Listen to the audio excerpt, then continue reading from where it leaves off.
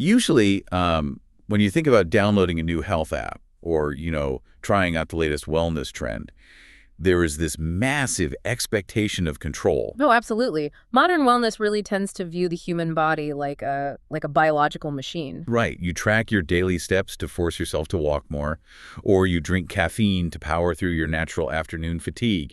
You count your calories to, engineer a very specific weight. Yeah, the assumption is always that you just need the right software update, a stronger battery or a newer part to keep performing at peak efficiency. Exactly.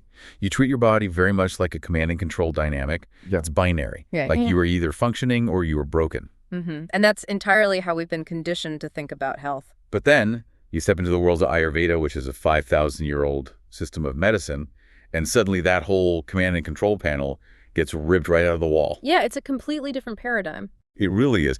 You are forced to look at a completely different landscape of health that is really about surrendering to your own internal ecosystem. So welcome to the deep dive. Glad to be here for this one. It's such a fascinating topic. You likely already know Ayurveda is more than just, golden milk lattes, trendy herbal teas, or spa treatments. But today we are stripping away the wellness aisle marketing to look at the actual clinical mechanics of this ancient system. Which is so needed right now. Right. We're asking, what exactly is Ayurveda and why does it matter more than ever in your hyper-modern, hyper-stressed life? And we've got some amazing material to help answer that. We really do. To figure this out, we brought in a stack of incredibly rich sources. We have a clinical text called Ayurvedic Medicine, the Principles of Traditional Practice. We're pulling from the core ancient treatise itself, the Charaka Samhita, and we were exploring how this is being applied right now through a modern AI wellness platform called NatureNani. It's wild, right? Blending a text written thousands of years ago in Sanskrit with cutting-edge natural language processing. It just offers a totally different lens on human health. It does. So our mission today is to give you the ultimate shortcut to being truly well-informed about your own body. We will decode the actual science of this ancient practice, uncover why knowing your unique constitution literally changes everything about how you eat, sleep, and move. Everything. It touches everything. Yeah, and we'll show you how modern technology is putting this incredibly complex wisdom right in your pocket. We are keeping this warm and accessible, but we are going deep into the mechanics. Right, no dense medical jargon, just a fresh, highly personalized way to think about your health. Exactly. So before diving into how an AI uses this wisdom, the core philosophy really has to be clarified. What are we actually talking about here? Well, the word Ayurveda itself translates to the science of life, or more specifically in the texts, it's described as the way of living with awareness and promoting longevity. It is a complete standalone medical system. I think people forget that. It's not just an alternative therapy you do on the weekend. Right, and the sources draw a really sharp contrast between Ayurveda and what the texts call modern reductionist medicine. Yeah, reductionist is the key word there. Modern medicine is obviously life-saving. I mean, we're not disputing that. But it tends to look at your organs in total isolation. If your stomach hurts, a doctor scopes your stomach. Right. If you have an infection, they blame an isolated bacteria and prescribe a targeted antibiotic just to kill it. Exactly. And the clinical text points out that modern medicine views disease functionally and locally.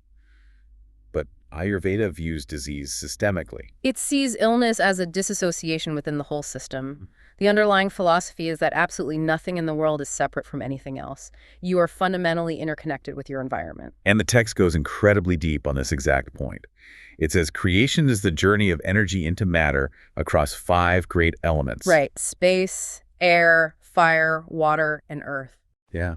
And your health requires living in harmony with those natural rhythms because you are literally made of those exact same 5 elements. It's so literal. The cellular intelligence of the plants you eat, for example, is transformed into the cellular intelligence of your own body through digestion. Wow.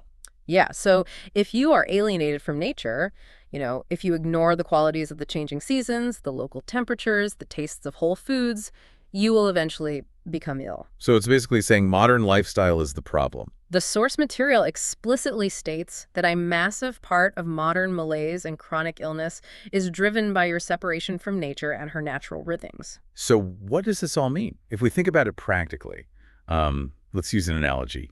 If modern medicine is like a mechanic swapping out a faulty spark plug because your car is making a weird noise. Right, just fixing the one broken part. Yeah. Is Ayurveda like looking at the chemical quality of the fuel, the weather conditions outside, the condition of the asphalt, and like how stressed you are behind the steering wheel, all at the exact same time. That is a perfect way to look at it. If we connect this to the bigger picture, it changes the entire fundamental goal of medicine. Because it's not just about the spark plug. Exactly. For Ayurveda, the goal isn't just the absence of disease. It isn't just getting the car to stop making that clanking noise. The texts are very clear on this. Health is the whole reason for living. Right, because without health, you can't actually pursue or enjoy any of the other goals of your life. Optimizing your vitality is really the foundation of everything else you do. But here's the catch. If Ayurveda treats the whole system rather than just the isolated symptom, it obviously needs a framework to understand your specific system. Because my system is totally different from your system. Exactly. Which leads us directly to the absolute bedrock concept of this science, which is the doshas. The Doshas. We've all seen the online quizzes for this. Right, but it goes so much deeper than a BuzzFeed quiz. According to the text, every single person has what is called a Prakriti. This is your inherent constitution. And this is set from birth, right? It is determined the moment you are conceived. It is fixed at birth, and it is as unique to you as your fingerprint. And your Prakriti dictates everything about you. The texts say it determines your body frame, your eye color, your emotional baseline, your digestive capacity, how much sleep you need, and even your specific tendencies towards certain diseases. Yeah, and this constitution is made up of a highly specific balance of 3 humors or biological forces called the doshas. Vata, Pitta, and Kapha. Right, and these doshas are essentially dynamic combinations of those 5 great elements we mentioned earlier. Every single human being has all 3 doshas, but in completely different ratios. Well, let's break down all 3 so you can see how this actually maps onto a human being. Let's start with Vata. Okay, Vata. It is composed of space and wind. And because Vata is space and wind, it embodies those exact physical qualities, right? Like it is cold, light, rough, mobile, and subtle. Exactly. Yeah. In the human body, Vata acts as the messenger. It is the force responsible for all physical movement. So the flow of your breath, your blood circulation, the elimination of waste, the firing of impulses across your nervous system. That is all governed by Vata. All of it. And it severely affects your personality, too. Yeah. Mentally, the texts say Vata-dominant people are full of creative ideas. They are quick to learn, but they also forget just as quickly. Oh, yeah. Very scattered. Yeah, they're prone to being scattered, anxious, and they often struggle with fear or expecting the worst when they're out of balance. They are like the classic space cadet when under stress. That's a great way to put it, space cadet. Now, Pitta is the second dosha, and it is composed of fire and water. Fire and water. Yeah, so Pitta is all about transformation and metabolism. It is hot, sharp, liquid, and spreading. In the body, Pitta governs digestion, body temperature, and that complex cellular metabolism that turns food into tissue. And for a Pitta-dominant person, their mind is usually incredibly sharp. Like they are highly intellectual, courageous, and make natural leaders. Yeah. Very driven people. Very. But when that fire gets out of balance, they don't get anxious like a Vata. They get angry. They suffer from irritability, inflammation, acid reflux, skin rashes. They literally burn out or, burn up everyone around them. Which brings us to the third dosha, Kapha, composed of earth and water. Kapha provides structure, cohesiveness, and lubrication. So it's very grounding. Very. It is heavy, slow, cold, oily, and dense. It governs the physical structure of your body, the lubrication of your joints, your immune system, and your overall stamina. Kapha-dominant people are basically the rocks of society. They are deeply loving, calm, grounded, and very slow to anger. But a Kapha imbalance looks like stagnation. It manifests as severe lethargy, excessive weight gain, sinus congestion, and mental stubbornness. They get stuck in the mud. Exactly, stuck in the mud. Now, what's fascinating here is how these 3 forces interact, specifically the role of Vata. Oh, this part blew my mind. Right. There's a brilliant quote from the Charaka Samhita, one of the core texts, that states, Pitta is lame, Kapha is lame. They go wherever the wind takes them, just like the clouds. Okay, let's unpack this for a second. If Vata is the wind that moves the other 2 doshas around, does that mean a Vata imbalance is kind of like the ultimate domino effect in the body? Like if the messenger goes rogue, does the whole system crash? Yes.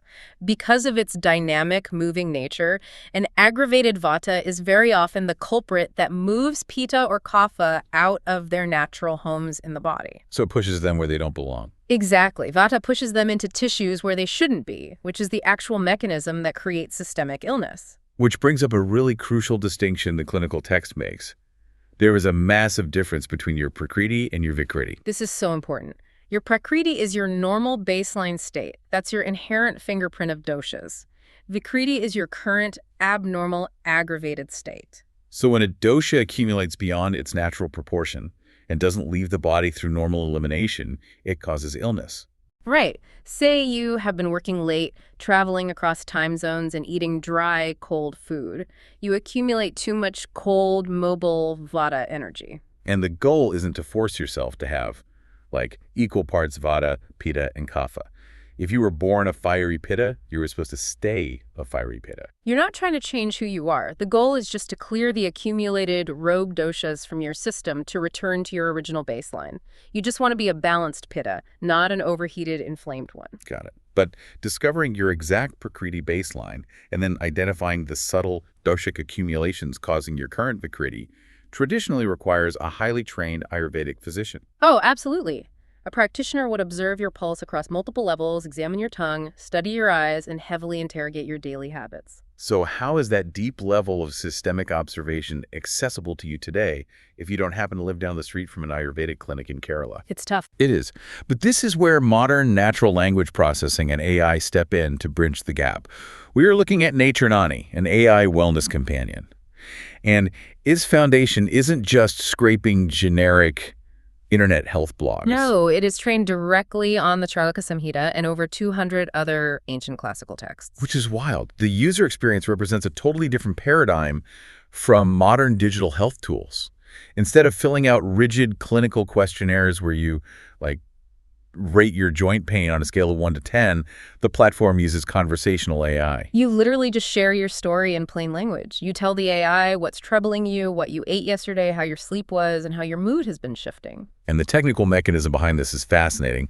The large language model takes your modern conversational data, like you saying, hey, I'm super stressed at work, my skin is flaking off, and my mind is racing at 2 a.m. Right. And it maps those exact semantic markers to the Sanskrit parameters of Vata accumulation defined in the Charaka Samhita. It's translating your daily venting into a clinical doshic assessment. Exactly. It identifies the root doshic imbalance driving your symptoms. Then it generates a deeply personalized, multi-layered protocol to clear that specific accumulation. Yeah, one of the modules is Botanical RX, which provides herbal recommendations. And what's cool is it actually cites the exact classical text, book, and chapter the recommendation is sourced from. I love that. There's also NutriHeal, which builds a 3-day sattvic meal plan aligned to whatever dosha is out of balance. And just to define that term for a second, a sattvic diet essentially means foods that are pure, light, and promote a clear, calm mind. So no heavy processed junk. Right. Or overly stimulating spicy foods.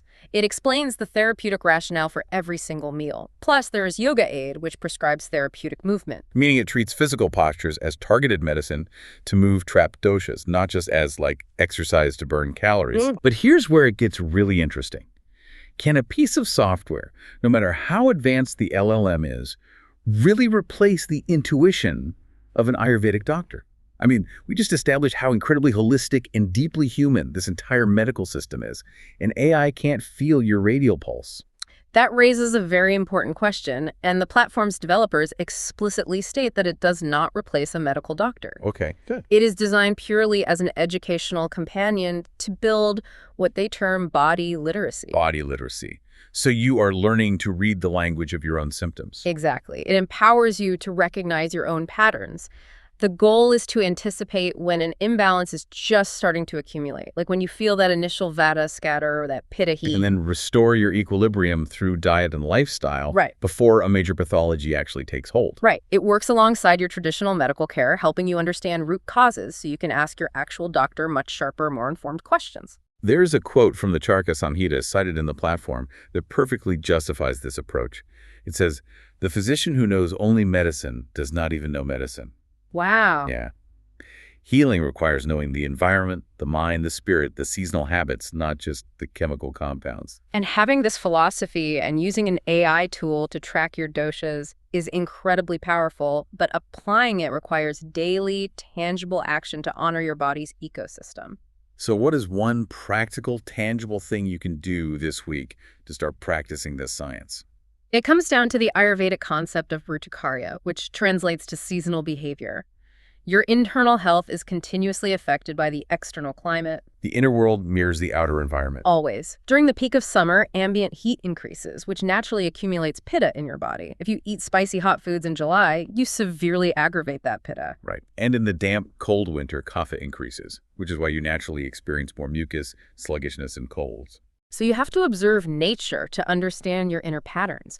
But the texts give a very specific, almost shocking piece of daily behavioral advice for maintaining this balance regardless of the season. Okay, I'm ready. Straight from the Charaka Samhita, do not suppress your natural urges. Really? It sounds incredibly simple, but you likely violate this rule constantly in modern society. The texts explicitly warn against withholding the need to sneeze, to yawn, to cry, to sleep, to go to the bathroom, or even to breathe heavily after exertion. Wait, if I'm at a crucial high-stakes pitch meeting and I feel a massive yawn coming on, Ayurveda genuinely expects me to just yawn loudly in front of the clients. Isn't there a massive clash here between ancient human biology and modern social survival? Your biology does not care about the quarterly earnings report. That is entirely fair. The Ayurvedic philosophy is that suppressing these natural physical expulsions physically traps the doshas inside the body. A yawn or a sneeze is the body's innate mechanism to move wind, to move Vata. Oh, wow. So when you swallow a yawn or stifle a sneeze, you prevent the natural clearing of that energy. Yes. That trapped energy causes immediate local imbalance, which eventually cascades into systemic disease. It's like you treat your body like a smartphone. You literally put yourself on do not disturb mode. That is exactly what we do. You hold back tears at your desk so you don't look weak. You stifle sneezes on the quiet car of the train.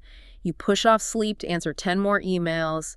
You are literally trapping disease inside your tissues just to be polite and productive. You are actively interfering with the body's innate evolutionary intelligence. There is a beautifully simple instruction shared by an Ayurvedic teacher in the source material regarding this exact tension. It says, graze like a cow and let your spirit soar. Graze like a cow, just absolute unbothered simplicity. It means you should follow your basic physical needs simply, presently, and without overthinking them. Do not let mental anxieties or social conditioning get in the way of basic bodily functions. Because if you satisfy the animal body naturally, your consciousness and your spirit are then free to flourish. Exactly. The simple act of letting yourself yawn freely or cry when the emotion hits you ties all the way back to the grand 5,000-year-old mission of Ayurveda. It is about deeply respecting the system. The ultimate takeaway from these texts, whether you are reading the ancient Sanskrit verses, consulting a practitioner, or mapping your symptoms with NatureNani's AI, is that health is never generic. The goal is highly personalized, highly aware living.